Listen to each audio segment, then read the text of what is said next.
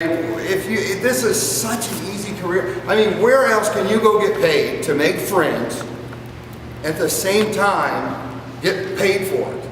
Okay, now a lot of people that was here yesterday know my background. I went to over 32 different schools before I even got to 9th grade, from Smithfield, Virginia to Gardena, California, and then a bunch of Oklahoma, Arizona, Missouri, in between. Okay, so. And I thought I was cursed. I mean, but I think the good Lord, and whatever, I'm not, whatever Lord you believe in, but I happen to be a Christian. But I believe He does things for a purpose, and everything happens for a reason. I believed I was cursed for years, okay? But it turned me in. That's why dearly, friendship to me is dear. I was always having to make new friends. I was losing my friends.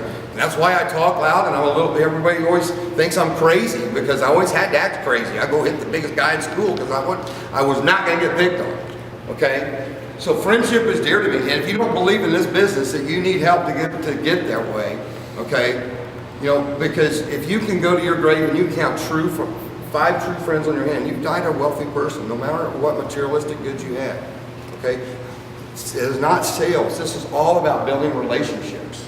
You have one. You can be blessed if you get into this organization to be. And I'm telling you, 32 years in the car business, I've never met a classy owner like this. Okay, that has the passion. Like I didn't think there was people. There's tons of car people that have the passion for car deals and this and that, but not the passion for people and the passion for giving back to the community. Okay, I've just never found one. Okay, they're very rare. Like I said, you're not going to find a car dealership where there's salespeople that have been there as many years as they've been here. It's just not there. Okay, I'm not going to lie to anybody. I don't lie to my customers. I don't lie to my friends. Of course, now, like I said, my little sister or something asks if she gained a little weight. I'm going to say, oh no, you look fine, sis. Okay, all right. But I want everyone to catch that grasp, and that's why we did this homework. I want you to see that how easy it is if you do it the right way. But everyone has a perception. You've been programmed all your life. None of you did anything wrong, okay? And everyone does it. I never have anyone, hardly ever, I'll say hardly ever. I've had one person maybe in all my classes that really started asking me, well, Mr. Ragan, what are you going to be using the pen for? Do you need black? Do you need a certain color? Do you have a budget you need to stay around? Whatever it may be. We need to find out what someone's wants and needs are. And then hopefully, somewhere in there, you found that 6 degrees of separation, okay, by not talking about going into this, talking about this. That's why we don't talk about, it's going to be refreshing to your customers when you greet them, that you're not going right into just talking about a car deal, and going into step 2 like you've got you're interrogating them like the FBI doing all the pieces of the puzzle, because everybody catches it. You catch it as when you're in the lots. Every one of you are saying, well, he was just interested in getting my pocket. And some of you still say, well, I like the person, I'd still buy a car from them. Knowing that person's just there to get in your pocket, they don't care a thing about you. Okay?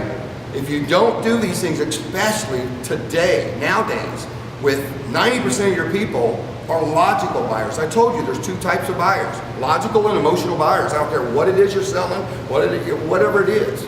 Okay? Logical and emotional buyers. That's it.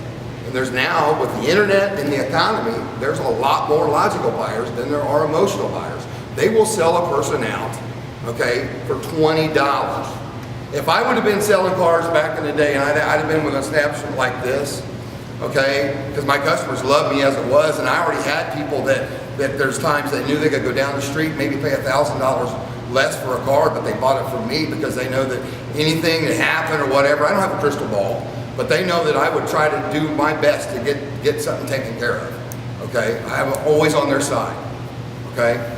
So if I would have had the dealership that they knew the dealership was just like me that I was working for, I'd hate to guess how many cars I would have sold, all right? Does everything I'm saying make sense?